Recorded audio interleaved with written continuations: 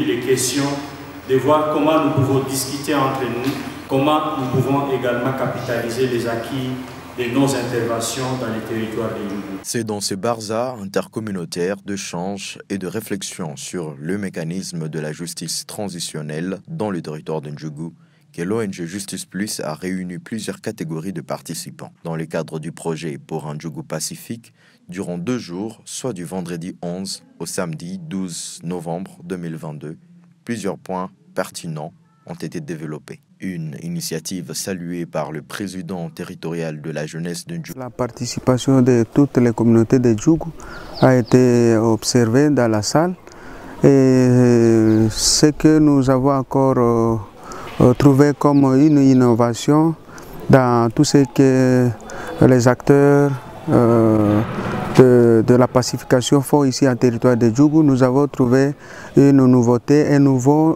outil qui est la justice transitionnelle. De son côté, M. Joël Lonema, chef du secteur de Walendu Tatsi, a lancé un message de paix aux populations de Ndjougou. Pour la population en général de l'Ituri, particulièrement de Ndjougou, en 2002, nous étions même fois aussi manipulés. Mais enfin, nous-mêmes, on était restés assis, on avait trouvé des solutions et on avait sans armes trouvé la solution de Ndjougou. 15 ans après, il y a la recrudescence des guerres. Maintenant, il faut être prudent aux manipulateurs. Les enfants, ils sont à Kinshasa, en Europe, partout là.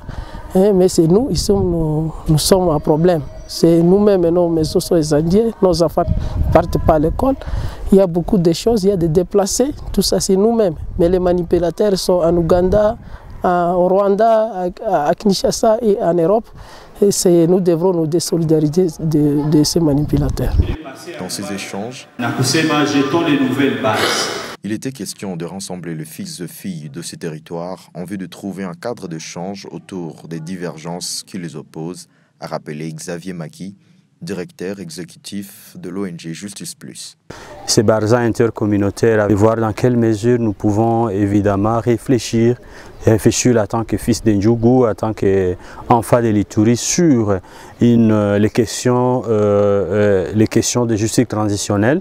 Et nous avons beaucoup échangé, les participants ont fait des propositions sur des mécanismes de justice transitionnelle, notamment la commission vérité et réconciliation provinciale, qui semble une priorité évidemment pour permettre évidemment aux fils et aux enfants de l'Ituri de se parler entre eux, de voir comment ils peuvent aborder des questions de fond qui concernent, qui rongent les territoires de Ndjougou, et pourquoi pas arriver à des situations qui les amènent à se réconcilier, à se demander pardon et à se réconcilier pour affronter le passé douloureux et pourquoi pas jeter les nouvelles bases pour construire une société forte, une société de droits où le respect mutuel, le respect des droits humains est quelque chose qui pourra permettre à ce que le développement de la province de l'Ituri soit idéal. Il ressort de ces activités le besoin d'un engagement pour une justice transitionnelle en vue de mettre en place une commission vérité, paix et réconciliation. De sa part, le président du caucus de parlementaires de Ndjougou, le député provincial Lopa Koli, a rappelé le besoin d'instaurer la paix pour garantir l'avenir des enfants de Ndjougou. Prenant la parole, l'autorité territoriale ad intérim a invité la population de Ndjougou à ne plus céder à la manipulation. Le commissaire supérieur principal, Rufin Mapélé.